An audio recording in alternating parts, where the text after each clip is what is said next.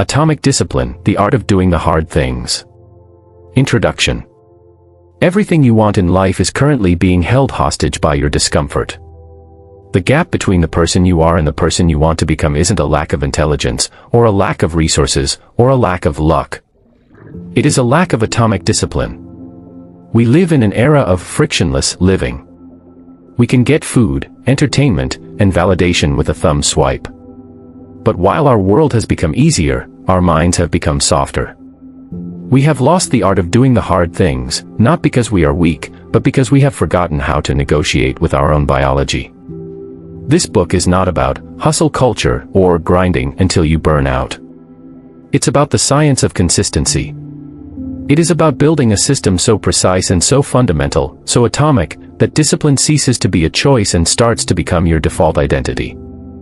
Over the next 2 hours, we are going to dismantle the myths of motivation and rebuild your internal infrastructure. We are going to move from trying to being.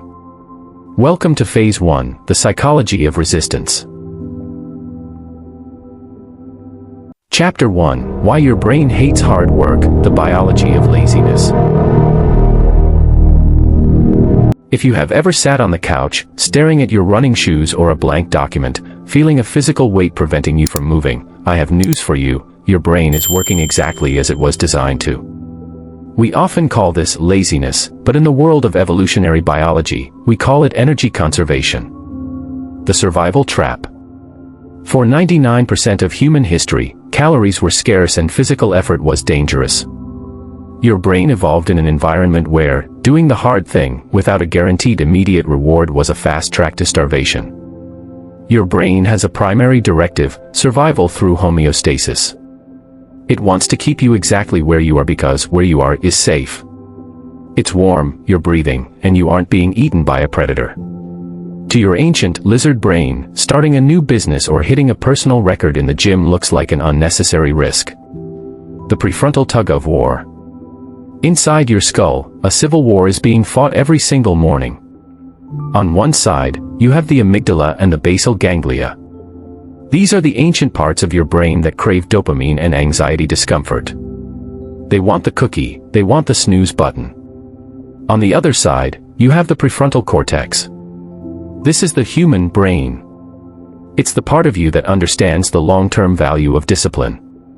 When you feel that intense resistance to hard work, it's simply your basal ganglia trying to save your life from a threat that doesn't exist. It sees the hard thing as a threat to your energy stores. The first shift.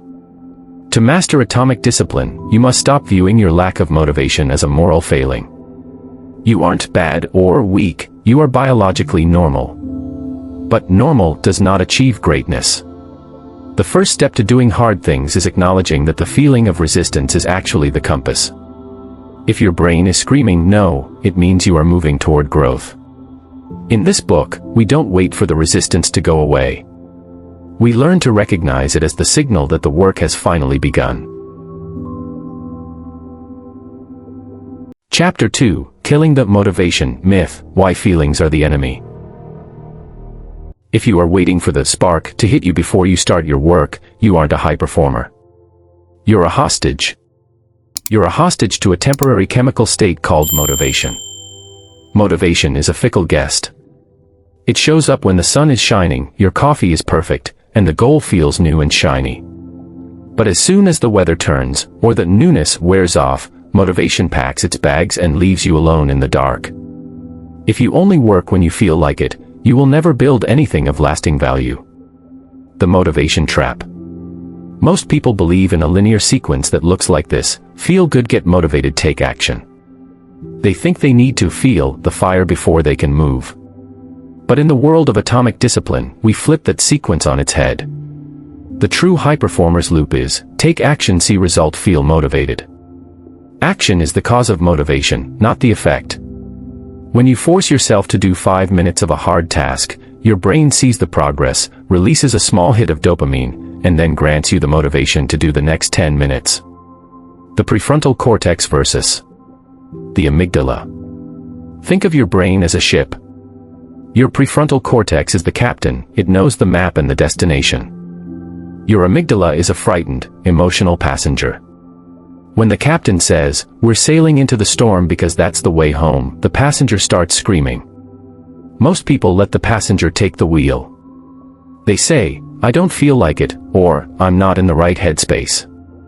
Discipline is the act of letting the passenger scream while the captain keeps both hands firmly on the wheel. You don't need to silence your feelings, you just need to stop listening to them. The rule of emotional neutrality. To master this, you must adopt emotional neutrality. This means the quality of your work cannot be tied to the quality of your mood. Whether you are happy, sad, angry, or bored should have zero impact on whether you show up to the gym or open your laptop.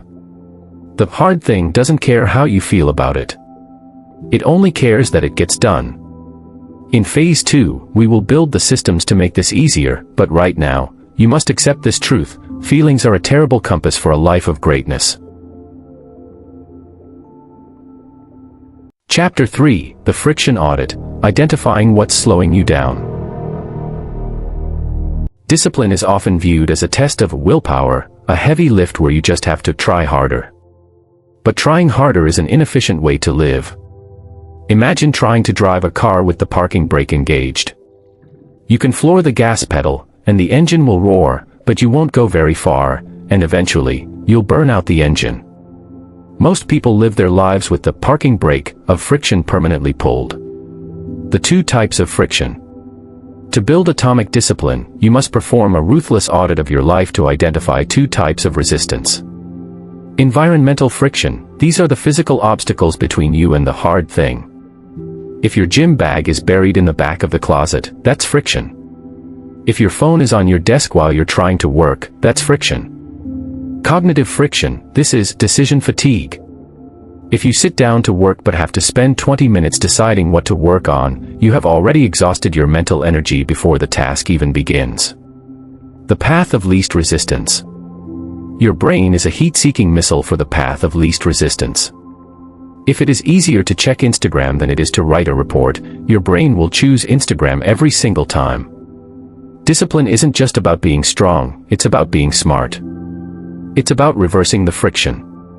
Make the hard thing easy to start, decrease the steps. Lay out your clothes. Preload your software. Make the bad thing hard to do, increase the steps. Put your phone in another room. Delete the distracting apps. Make laziness inconvenient. The audit exercise. I want you to look at the last 24 hours. Where did you stall? What was the moment you walked through the front door after work? What is the transition between a meeting and deep focus? Write down every moment where you felt a hitch in your momentum. These aren't personal failures, they are structural flaws. In the next chapter, we aren't going to fix the structure yet. First, we have to change your relationship with the pain itself. We are going to learn how to stop running from the fire and start walking through it. Chapter 4, Embracing the Suffer, the Mindset of Voluntary Hardship. There is a word that most modern self-help books try to avoid. That word is suffer. We are told that life should be optimized for flow, happiness, and comfort. But the truth is that comfort is a slow-acting poison for your potential. If you only do what is comfortable, you will eventually find yourself in a life that is incredibly uncomfortable, one defined by regret, stagnation, and weakness. The concept of voluntary hardship. Discipline is simply the practice of voluntary hardship. It is the act of choosing a small, controlled amount of suffering now to avoid a massive, uncontrolled amount of suffering later. Think of your discipline muscle like a real muscle. You cannot grow a bicep by lifting air, you need the resistance of the weight. You need the micro tears in the fiber. You need the burn. Your mind is the same. If you never lean into the suffer, your mental fibers remain thin and brittle. The suffer threshold. Most people quit the moment they hit their suffer threshold, the point where the task stops being new and starts being hard. The secret of the world's most disciplined people isn't that they don't feel the pain, it's that they have rebranded the pain. To the amateur, the burn in the lungs or the fog in the brain is a signal to stop. To the machine, that same feeling is a signal that the work is finally counting. If you aren't suffering at least a little bit during your daily discipline, you aren't growing. You are just waiting. Building the callus. In this chapter, we introduce the microsuffer. Every day, you have to do one thing specifically because it is miserable. A 30-second cold shower. 5 extra minutes of focused work when you want to quit. Leaving your phone behind on a walk. You aren't doing these things for the direct result, you are doing them to build a mental callus.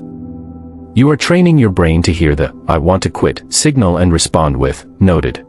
We're staying anyway. When you embrace suffering, you take away its power. You can't be intimidated by a hard task if you have already decided that hardship is your fuel. End of Phase 1, The Psychology of Resistance. We have finished the head game. You now understand the biology, you've killed the motivation myth, audited your friction, and accepted the suffering. Now, it's time to build. Phase 2, The Infrastructure of Consistency. Chapter 5, Environmental Design, Forcing Discipline Without Willpower. Most people fail because they try to use willpower to overcome a bad environment. They keep the bag of chips on the counter and try not to eat them. They keep their phone on the desk and don't try to check it. Willpower is a finite battery. It drains every time you have to say no to a temptation. If your environment is working against you, your battery will be empty by noon. Environmental design is the art of making the right choice the easiest choice. The law of proximity. Your brain is incredibly sensitive to what is physically near you. We call this the 20-second rule. If a task takes more than 20 seconds to start, you are significantly less likely to do it. If a distraction is less than 20 seconds away, you are almost guaranteed to give into it. To build a good habit, reduce the friction to under 20 seconds. If you want to write in the morning, open your laptop and leave the document on the screen the night before. To break a bad habit, increase the friction to over 20 seconds. If you're addicted to social media, delete the app so you have to log in via a browser every time. The extra steps give your human brain time to wake up and intervene. Visual cues, the dead principle. Your environment should speak to you. It should provide visual prompts for your discipline. The gym bag by the door, it's a physical reminder of a promise you made. The water bottle on the desk, it removes the need to decide to be hydrated. The clean workspace, a cluttered desk is a cluttered mind. It creates visual noise that competes for your attention. Contextual anchoring. Your brain associates specific places with specific behaviors. This is why you shouldn't work in bed. Your brain thinks the bed is for sleeping, so you'll feel tired when you try to be productive. Designate zones. The deep work zone, a specific chair or desk where only hard work happens. No phone, no snacks, no distractions. The recovery zone, a place where you are allowed to be lazy. By separating these spaces, you stop the bleed of laziness into your productive hours. You don't have to force discipline when the very room you are in demands it. Next step for the infrastructure. Your environment is now a fortress. Now, we need to talk about how to start the engine when it feels like it's frozen shut. Chapter 6, The Power of Micro-Wins, Building Momentum from Zero. The biggest enemy of discipline is the mountain. When we look at a massive goal, writing a book, losing 50 pounds, or building a company, the sheer scale of the task paralyzes us. We don't start because the distance between zero and done feels impossible to bridge. Atomic discipline ignores the mountain. We focus only on the micro-win. The physics of momentum. In physics, static friction, the force required to start an object moving, is much higher than kinetic friction, the force required to keep it moving. The hardest part of any task is the first 120 seconds. A micro-win is a task so small it is physically impossible to fail. Don't work out for an hour. Just put on your gym shoes. Don't write a chapter. Just write one sentence. Don't clean the whole house. Just wash one dish. Image, a tiny snowball at the top of a hill, growing into a massive boulder at the bottom. Closing the dopamine loop. Your brain thrives on completion. When you check a box, your brain releases a small hit of dopamine. By breaking a hard task into atomic pieces, you turn a grueling marathon into a series of winnable sprints. The goal isn't the finish line, the goal is to stay in the win state. Once you have washed one dish, that static friction is broken. You're already at the sink. You might as well wash another. Suddenly, the kitchen is clean. You didn't use willpower, you used momentum. The show up rule. A micro-win is also a contract with your identity.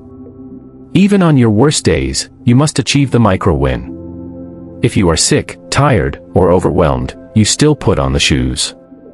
You still write the sentence. By doing this, you prove to your subconscious that you are the kind of person who never misses. You aren't training your body yet, you are training your consistency. The results will come from the volume, but the volume is impossible without the habit of starting. Infrastructure check. You've designed the room, and you've learned how to start. Now, we need to make sure you don't have to keep deciding to be great.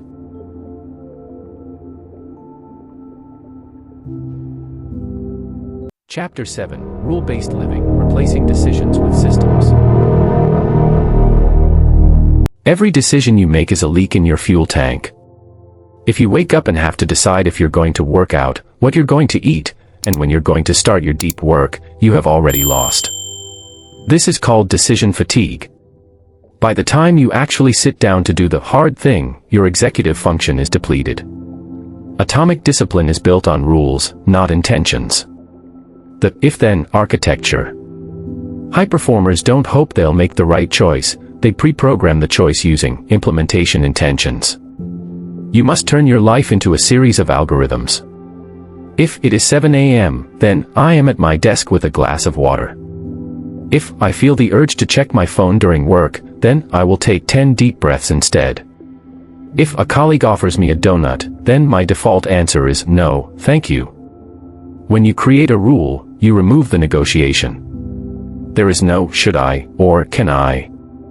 There is only the execution of the code. The never twice rule. Systems aren't about being perfect, they are about being resilient.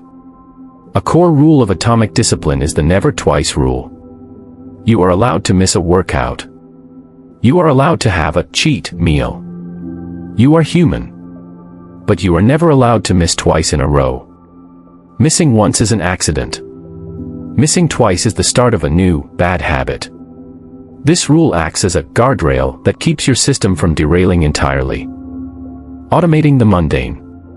The goal of a system is to automate the bottom 80% of your life so you can apply 100% of your focus to the top 20%, the hard work that actually moves the needle. Standardize your morning. Standardize your workspace. Standardize your shutdown ritual.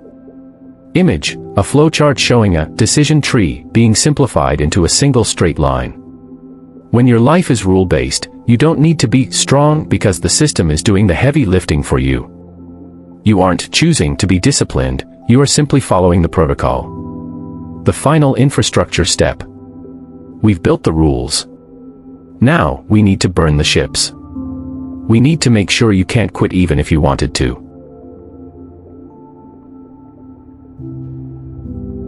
Chapter 8, The No-Option Strategy, Deleting the Exit Ramp. In the year 1519, Hernán Cortés landed on the shores of Mexico with a small force.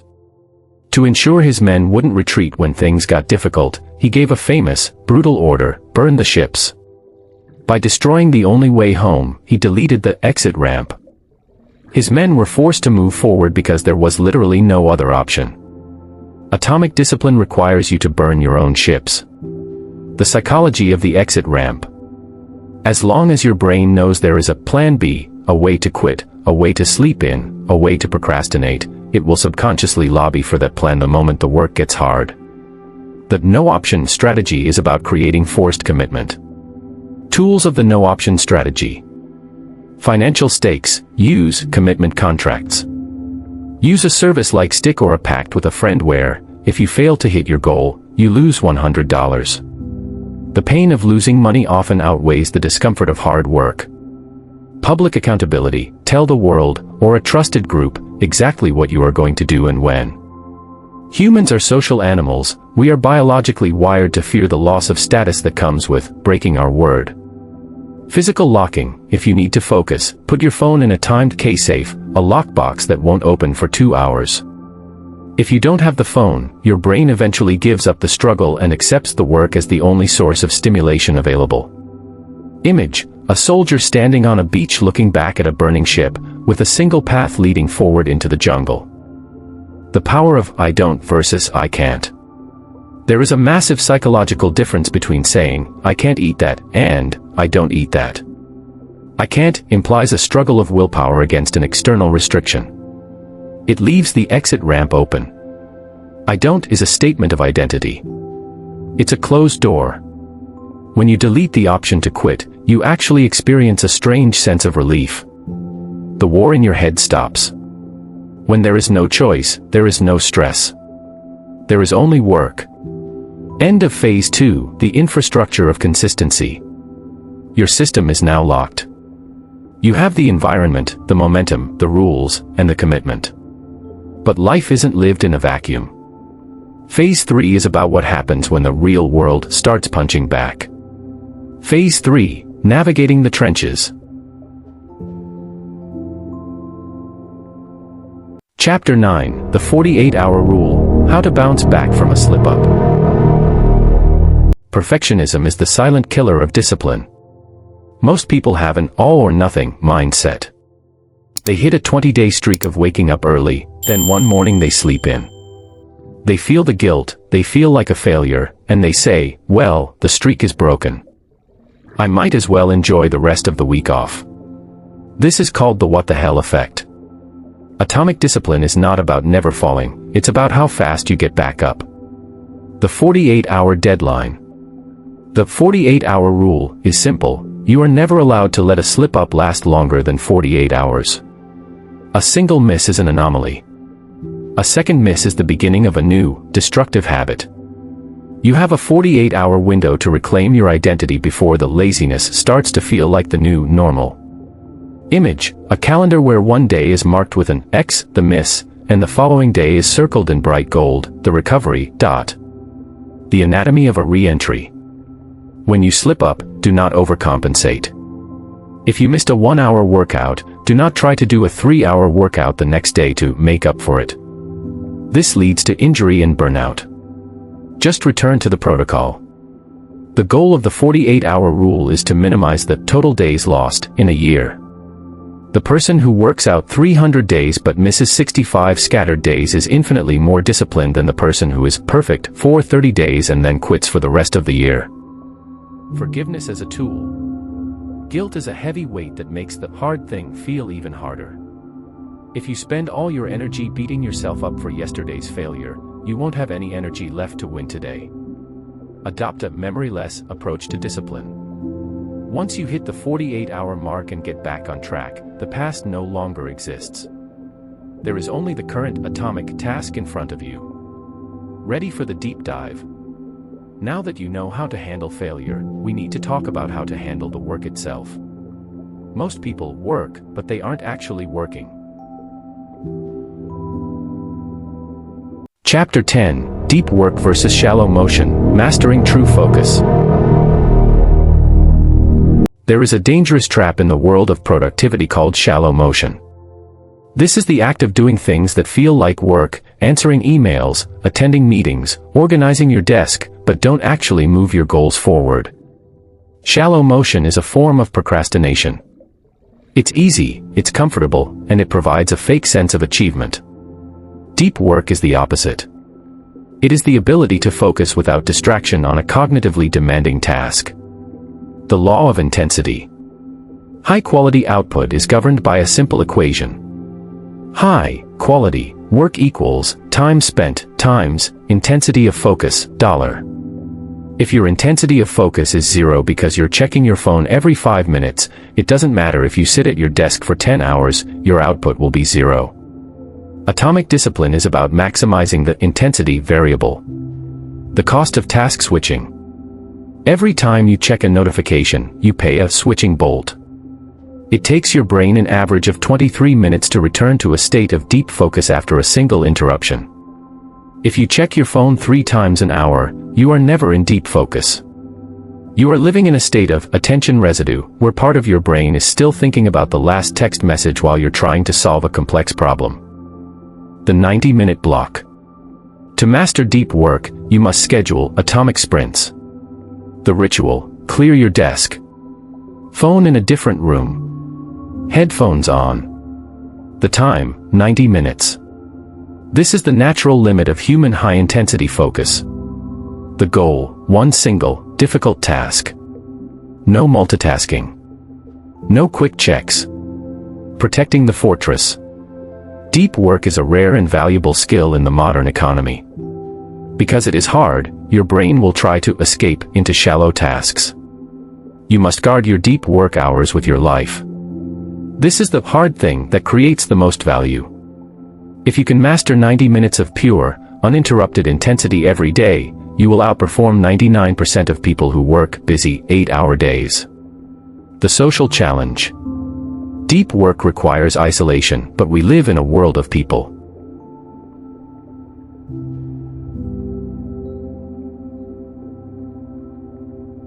Chapter 11: Social Friction, Maintaining Discipline When Friends Don't. Humans are tribal animals. We have a biological, safety in numbers, instinct that screams at us to fit in. When you decide to start doing the hard things, waking up at 5 a.m., skipping the drinks, or working through the weekend, you are subtly telling the people around you that their normal isn't good enough for you. This creates social friction. The crab in a bucket effect. If you put one crab in a bucket, it will easily climb out. But if you put 10 crabs in a bucket and one tries to escape, the others will reach up and pull it back down. Your friends and family usually don't pull you down because they are malicious, they do it because your growth highlights their stagnation. When you say no to the pizza or the late-night party, you are a mirror reflecting the discipline they wish they had. Their encouragement to just relax for one night is often a subconscious attempt to stop feeling guilty about their own choices. The social audit. You are the average of the 5 people you spend the most time with. If those 5 people value comfort over growth, you are fighting a losing battle. The anchors, people who weigh you down with negativity or peer pressure. The engines, people who pull you upward by their own example. Atomic discipline doesn't require you to cut everyone out of your life, but it does require you to recategorize them. You don't take health advice from an unhealthy person, and you shouldn't take work-life balance advice from someone who has never achieved anything difficult. The scripted response. To survive social friction, you need preset answers. Don't leave your discipline up to a debate. The amateur says, "I'm trying to be healthy, so I probably shouldn't have that." This invites a debate. The machine says, "I don't eat sugar on weekdays. Thanks, though." This is a statement of fact. The silent example. The best way to handle social friction isn't to preach, it's to win. Let your results be your argument. When people see the physical and mental transformation that atomic discipline brings, they will stop asking, "Why are you doing that?" and start asking, "How did you do that?" The toughest test. Social pressure is hard, but boredom is harder. Chapter 12: The Boredom Threshold, Surviving the Plateau of Results. In the beginning, discipline is exciting. You feel the rush of the new you. You see the initial spikes in progress. But eventually, you hit the plateau of latent potential. This is the period where you are doing all the right things. You're eating clean, you're doing the deep work, you're hitting the gym, but the scale isn't moving and the bank account isn't growing. This is where most people quit. They aren't defeated by pain, they are defeated by boredom. The amateur versus the professional. The difference between an amateur and a professional is how they handle the mundane. The amateur needs to feel like it. They need the spark. When the work becomes boring, they look for a new, shiny strategy or a different goal. The professional falls in love with boredom. They understand that greatness is simply the mastery of the basics, repeated for an uncomfortable long period of time. The boredom threshold. To achieve atomic discipline, you must raise your boredom threshold. You have to train yourself to sit with the monotony. Image, a graph showing expectations as a straight diagonal lineup versus reality, which stays flat for a long time before curving sharply upward. When you are on the plateau, you aren't failing. You are storing potential. Think of an ice cube in a room that is -10 degrees. You turn the heat up to -5, then -2, then -1. Nothing has changed. The ice is still there. But then, you hit 1 degree. Suddenly, it melts. The work you did at -10 was just as important as the work you did at 1 degree. Focus on the input, ignore the output. On the plateau, the results are a distraction. If you check the score every 5 minutes, you'll lose your mind. The rule: measure your success by your adherence to the system, not the daily outcome. Did you hit your 90-minute deep work block? That's a win. Asterisk, did you follow your if-then rules? That's a win. The results are lagging indicators.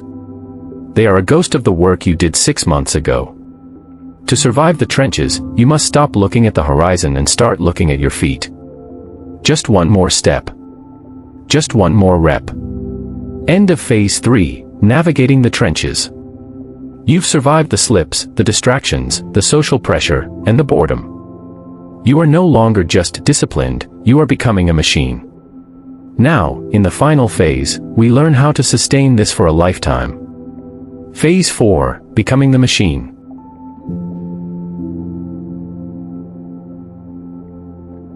Chapter 13, Strategic Rest, Why Discipline Includes Recovery. There is a common misconception that discipline means being on 24 hours a day, 7 days a week. We envision the disciplined person as a tireless robot that never sleeps. But in the real world, that isn't discipline, it's inefficiency.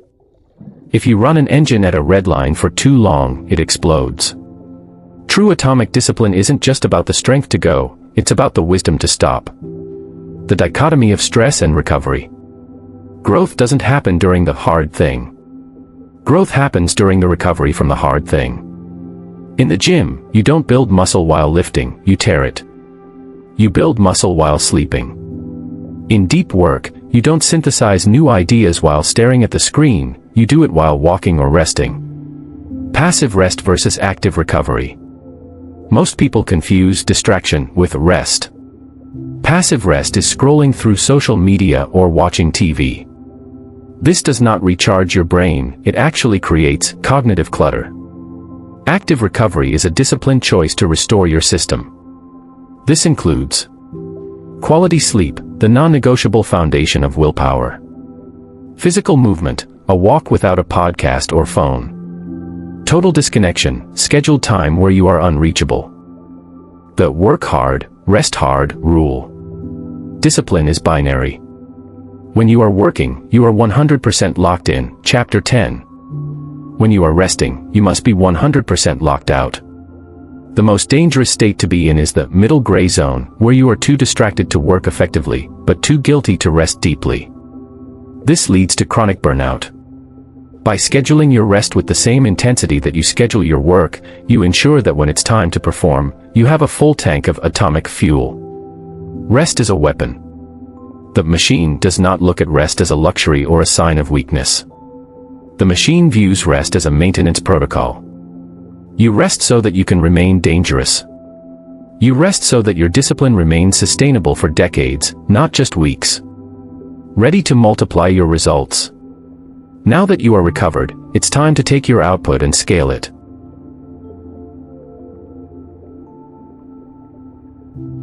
Chapter 14, Scaling Your Output, Multiplying Your Daily Results. Consistency is the floor, but leverage is the ceiling. Once you have mastered the ability to do the hard thing daily, the next question is, are you doing the right hard thing? Atomic discipline isn't just about moving, it's about moving the world. To do that, you need to understand how to scale your effort. The Pareto principle, the 80-20 of discipline. Not all work is created equal. 80% of your results come from 20% of your activities. The machine is ruthless about identifying the 20% and doubling down on it. Most people use discipline to do everything better. The atomic approach is to use discipline to do the vital few things perfectly and ignore the rest. The 3 levers of scaling. To multiply your results without multiplying your hours, you must apply discipline to these 3 levers. 1. Automation. If a task can be done by a piece of software or a preset system, it should never touch your brain again. Discipline is the effort required to set up the automation once, so you are free forever. 2. Delegation/outsourcing. Discipline is knowing when your time is too valuable to be spent on $10 an hour tasks. Scaling means having the discipline to let go of control so you can focus on high-leverage decisions. 2. Compound knowledge. Scaling is about building on top of yesterday. If you learn a new skill today, you don't just have that skill for today, you have it for life. Discipline is the daily interest payment you make on your future self. The power of no. As you become more disciplined, you will become more successful. As you become more successful, more people will want your time. The ultimate scaling tool is the word no. Every time you say yes to a low-value request, you are saying no to your high-leverage work. Scaling your output requires the discipline to be unpopular in the short term to be undeniable in the long term. The velocity of execution.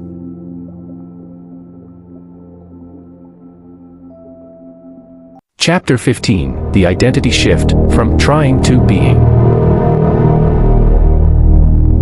Most people spend their entire lives trying to be disciplined. They say, "I'm trying to go to the gym," or "I'm trying to wake up earlier." The problem with trying is that it implies the possibility of failure. It suggests that you are a person who is fundamentally lazy, but you are attempting to act like someone you are not. You are wearing discipline like a costume that doesn't quite fit. Atomic discipline is about taking the costume off and changing the person underneath. The 3 layers of change. To understand this shift, you have to look at the 3 layers of behavior change. 1. Outcomes, what you get, the weight loss, the money. 2. Processes, what you do, the gym, the deep work. 2. Identity, what you believe, who you are. Most people start at the outside and try to work in. They focus on the outcome, and when the outcome doesn't happen fast enough, they abandon the process. The machine starts at the center. You decide that you are a disciplined person. A disciplined person doesn't try to work out, they work out because that is simply what they do. To do otherwise would be to betray their own nature. The evidence-based mindset. You cannot lie to yourself. You cannot simply repeat an affirmation in the mirror and expect your brain to believe it. Your brain requires evidence. Every atomic action you have taken throughout this book, every micro-win, every 90-minute deep work block, every time you stayed on the suffer side of the threshold, was a vote for the person you are becoming. You don't need to be perfect to win an election, you just need the majority of the votes. Each day you follow the protocol, you are providing your subconscious with the proof it needs to say, "I am no longer a person who struggles with discipline. I am a person who executes." The final freedom. The irony of atomic discipline is that the hard path is actually the path to the greatest freedom. The person with no discipline is a slave to their moods, their cravings, and their environment. The person with atomic discipline is the master of their own fate. When discipline becomes your identity, the hard things stop being hard. They become automatic. The struggle ends, and the life of mastery begins. The book is over. The system is built. Now, stop listening. Go do the hard thing. Final words, the discipline dividend. We have reached the end of this journey, but for you, the work is only beginning. Remember, discipline is not a punishment. It's an investment. It is the price you pay today for a version of yourself that is stronger, faster, and more free tomorrow. The hard things don't get easier, you simply get better at carrying the weight. You now possess the psychology, the infrastructure, and the identity of a high performer. You have the map. All that remains is the walking. Don't wait for the perfect Monday or the right feeling. Start where you are, with what you have, and do the one small, atomic thing that your future self will thank you for. The world doesn't need more people who are trying. It needs people who are being. Go be the machine. Closing credits and call to action. Thank you for listening to Atomic Discipline, the art of doing the hard things. If this message resonates with you and you're ready to commit to the path of voluntary hardship, we want to hear from you. Like this audio if it gave you the spark to start your first micro-win today. Comment below with the one hard thing you are committing to for the next 48 hours. Public accountability is your first step towards the no-option strategy. Share this with one person who needs to hear this wake-up call. Help them break their own friction audit. Subscribe and turn on notifications to ensure you never miss an update on your journey toward becoming a machine. Your discipline is your destiny. We'll see you in the trenches.